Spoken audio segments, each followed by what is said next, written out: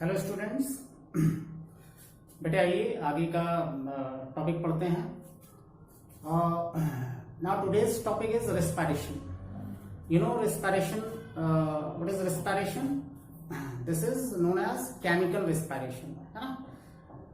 हमारे शरीर में फूड और ऑक्सीजन के बीच कंबशन होता है, जलना, और ये फूड के साथ ऑक्सीजन मिलकर कंबशन करके एनर्जी हमें देता है।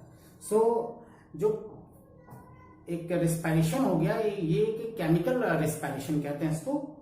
सो रेस्पिरेशन में देखिए C6H12O6 that means glucose plus oxygen, glucose और ऑक्सीजन मिलते हैं। देन क्या प्रोडक्ट मिलता है? Carbon dioxide plus water plus energy. तो रेस्पिरेशन में ग्लूकोज और ऑक्सीजन दोनों कंबाइन होकर ऑक्सीडाइज होते हैं, और मींस ग्लूकोज ऑक्सीडाइज होता है ऑक्सीजन के मिलने से। देन हमें कार्बन डाइऑक्साइड, वाटर और एनर्जी मिलती है। बेटे फर्स्ट ऑफ ऑल हम जान लेते हैं कि ये इन वर्डों का क्या मतलब है, right. So what is phosphate, ADP, ATP, glucose, glycolysis, lactic acid, ये सब क्या होता है अच्छी तरह समझ लेते हैं, देन आगे समझने में आसानी होगी। तो फॉस्फेट क्या होता है?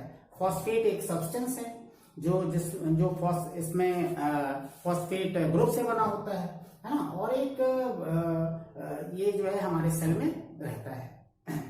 फिर एडीपी आ जाते हैं। एडीपी भी एक सब्सटेंस है, ये भी मॉलिक्यूल के रूप में हमारे सेल में रहता है।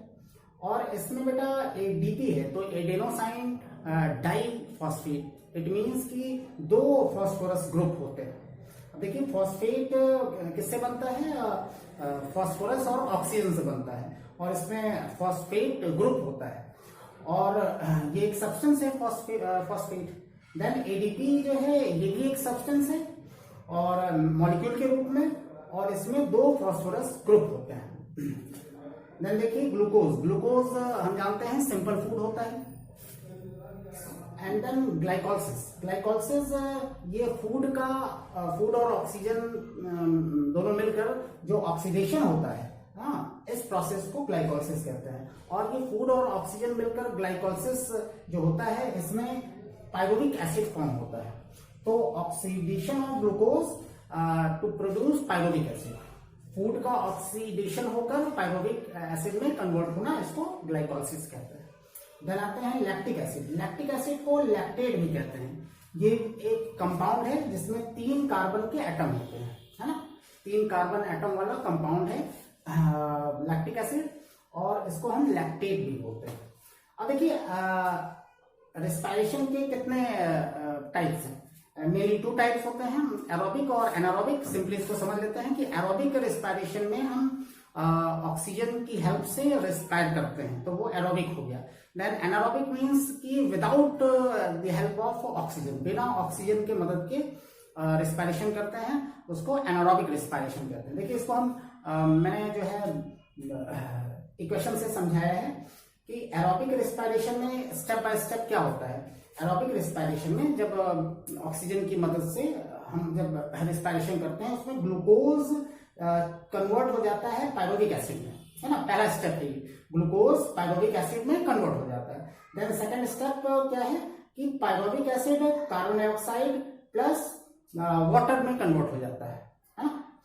तो इसको देखिए इक्वेशन से समझते हैं कि ग्लूकोज का 1 मॉलिक्यूल, ओके, ग्लाइकोलाइसिस का प्रोसेस हुआ। कहाँ होता है ये ग्लाइकोलाइसिस का प्रोसेस? साइटोप्लाज्म में होता है। तो ग्लूकोज का 1 मॉलिक्यूल साइटोप्लाज्म में ग्लाइकोलाइसिस के प्रोसेस से बन गया पाइरुविक एसिड, और pyruvic acid 2 molecule, 1 molecule glucose का बदल जाता है 2 मॉलिक्यूल के पाइरुविक एसिड ग्लाइकोलाइसिस के प्रोसेस से। देन देखिए ऑक्सीजन मिलता है, हाँ, और ये ऑक्सीडाइज होता है। कहाँ होता है? माइटोकॉन्ड्रिया में। बेटा ग्लाइकोलाइसिस का प्रोसेस साइटोप्लाज्म में होता है, और कंबशन जो होता है माइटोकॉन्ड्रिया में होता है ऑक्सीजन के साथ। देन आपको मिलता है carbon dioxide, water and 38 ATP. 38 ATP means 38 molecules ATP के, एडेनोसिन ट्राइफॉस्फेट के। अब इसमें देखिए आपका ये एरोबिक हो गया। देन एनारोबिक में आइए।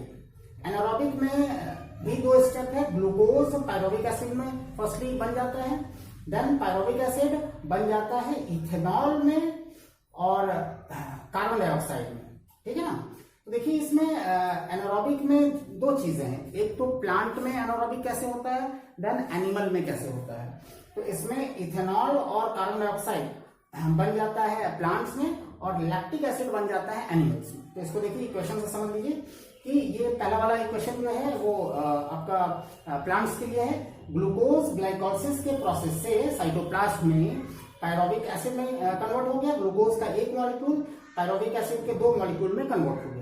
देन नो ऑक्सीजन, यानी बिना ऑक्सीजन के, है ना, एनारोबिक है ये, बिना ऑक्सीजन के ईस्ट जो कि प्लांट है उसमें फर्मेंटेशन होता है, सड़न। फिर देखिए 2C2H5OH ये फॉर्मूला है इथेनॉल का। केमिस्ट्री के 4th चैप्टर में आप ये इथेनॉल पढ़ेंगे बेटे। इथेनॉल एक तरह का एक अल्कोहल है ना। तो ये इथेनॉल में कन्वर्ट हो जाता है प्लांटों में। ये आपका बिना पायरोबिक एसिड में बिना ऑक्सीजन के फिर ये इथेनॉल में कन्वर्ट हो जाता है, plus carbon dioxide plus 2 ATP। देखिए दो ही ATP के मॉलिक्यूल्स मिलते हैं, बहुत कम एनर्जी मिलती है। अब देखिए एनिमल्स में क्या होता है कि ग्लूकोज साइटोप्लाज्म में ग्लाइकोलिसिस के प्रोसेस से एक मॉलिक्यूल ग्लूकोज का दो मॉलिक्यूल पायरोबिक एसिड में बदल जाता है ग्लाइकोलिसिस के प्रोसेस से। देन बिना ऑक्सीजन के मसल टिश्यू में, है ना, ये मसल टिश्यू में रेस्पिरेशन होता है, फिर ये दो लैक्टिक एसिड में कन्वर्ट हो जाता है। यानी कि लैक्टिक एसिड मिलता है, अभी मैंने बताया था कि प्लांट्स में इथेनॉल और कार्बन डाइऑक्साइड और एनिमल्स में लैक्टिक एसिड, और दो मॉलिक्यूल्स लैक्टिक एसिड के प्लस दो ATP एनर्जी मॉलिक्यूल्स, है ना। तो ये एनिमल्स में ये पहला दूसरा वाला हो गया और ये वाला हो गया आपका प्लांट्स में।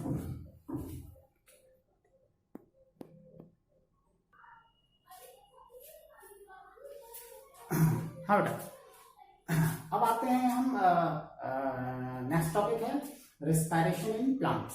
प्लांट्स में रेस्पिरेशन कैसे होता है। तो प्लांट्स में रेस्पिरेशन डिफ्यूजन के प्रोसेस से होता है। डिफ्यूज हो जाते हैं यानी कि घुस जाना, एंटर हो जाना, है ना, एब्जॉर्ब हो जाना। तो प्लांट्स में रेस्पिरेशन 3 जगहों से होता है। एक तो रूट से होता है, हाँ, देन स्टेम से होता है, देन लीफ से होता है। तो 3 जगहों से ये रेस्पिरेशन होता है। मैंने नोट्स में भी आपको लिखवाया है, 3 जगह से रेस्पिरेशन होता है प्लांट्स में। फिर रेस्पिरेशन इन एनिमल्स। एनिमल्स में रेस्पिरेशन देखिए अलग अलग एनिमल्स में अलग अलग है।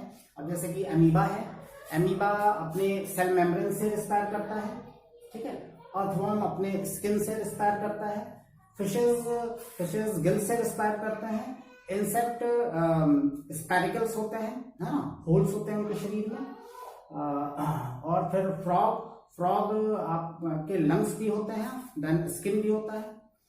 और ह्यूमंस लंग्स से रेस्पायर करते हैं।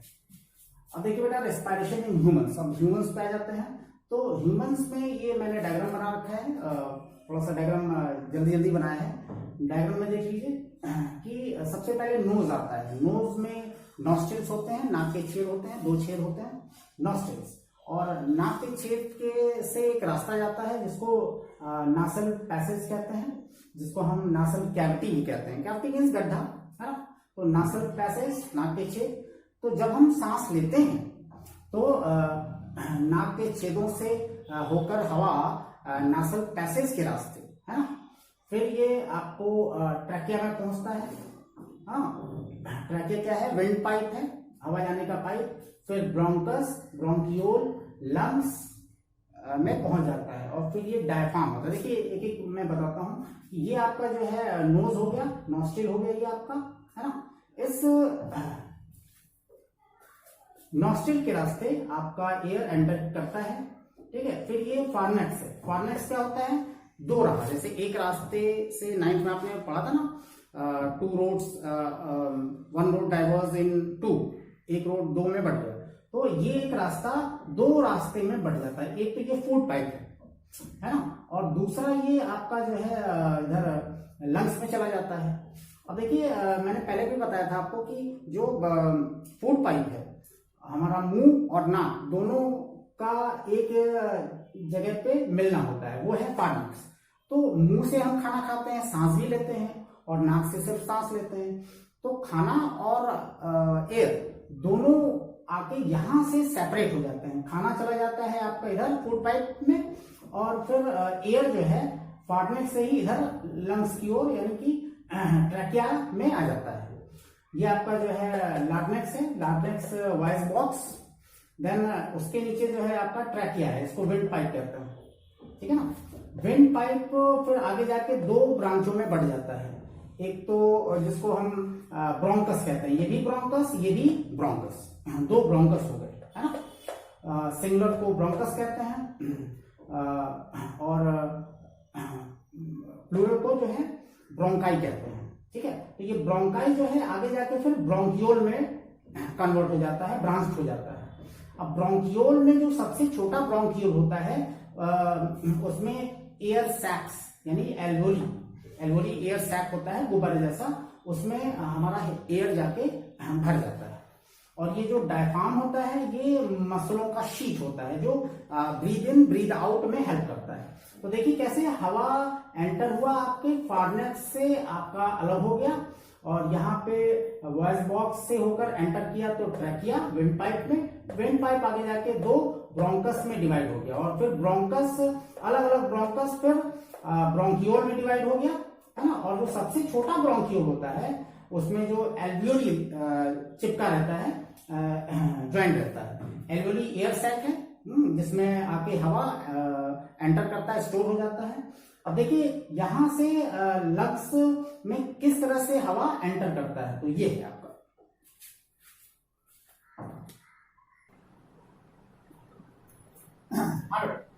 Now the next topic is transportation. Transport करना, किसी एक जगह से चीजें दूसरी जगह जाना, जैसे कि आपका ट्रेन होता है।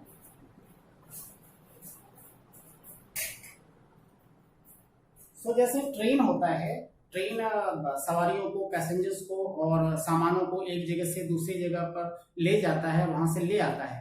तो सेम वे हमारा शरीर में जो है ब्लड भी चीजों को ट्रांसपोर्ट करता है। तो ट्रांसपोर्ट करना मीन्स कि कोई भी चीज शरीर के एक हिस्से में बनना और फिर वहां से दूसरे हिस्से में जाना, और ये ले जाने का काम, ट्रांसपोर्ट करने का काम कौन करता है? ब्लड करता है। ट्रांसपोर्टेशन में देखिए प्लांट्स में, पहले प्लांट्स में तीन तरह के वेसल्स ट्रांसपोर्ट करते हैं, xylem vessel, phloem and tracheids.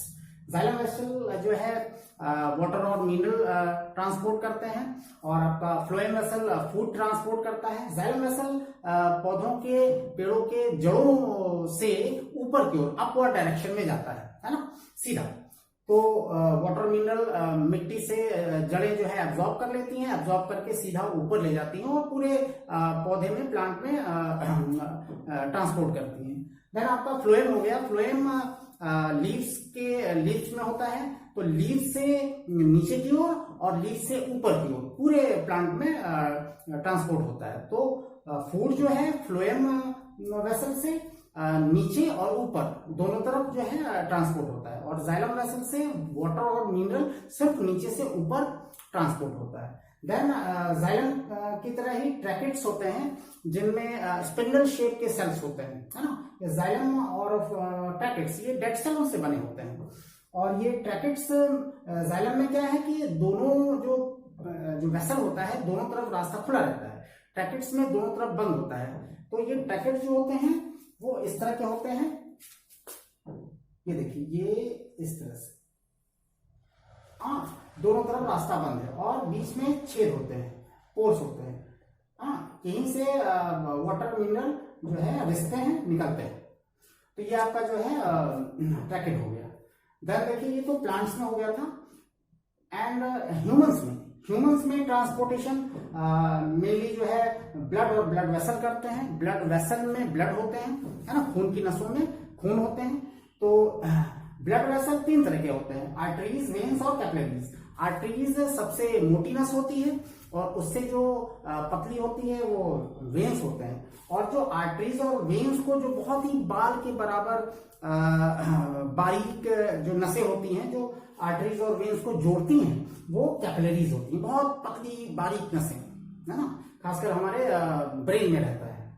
तो ये 3 तरह की नसें हैं जो ब्लड कैरी करती हैं और अपने साथ तमाम चीजों को ट्रांसपोर्ट करती हैं। फिर आ जाते हैं फंक्शन ऑफ ब्लड। ब्लड का क्या काम है? तो ब्लड का काम है ट्रांसपोर्ट करना। क्या क्या ट्रांसपोर्ट करना? ऑक्सीजन है, कार्बन डाइऑक्साइड है, फूड है, हार्मोन्स है, यूरिया है, एक जगह से दूसरी जगह ले जाना, ले आना। तो जब भी हम सेलों तक हमारा ब्लड फूड पहुंचाता है तो और ऑक्सीजन, तो वहां पर ऑक्सीडेशन होता है और ऑक्सीडेशन के प्रोसेस में कार्बन डाइऑक्साइड फॉर्म होता है। तो जैसे ही वो ऑक्सीजन देते हैं सेलों को ब्लड, वैसे ही वो ले लेते हैं कार्बन डाइऑक्साइड, देना लेना चलता है। फिर फूड देते हैं।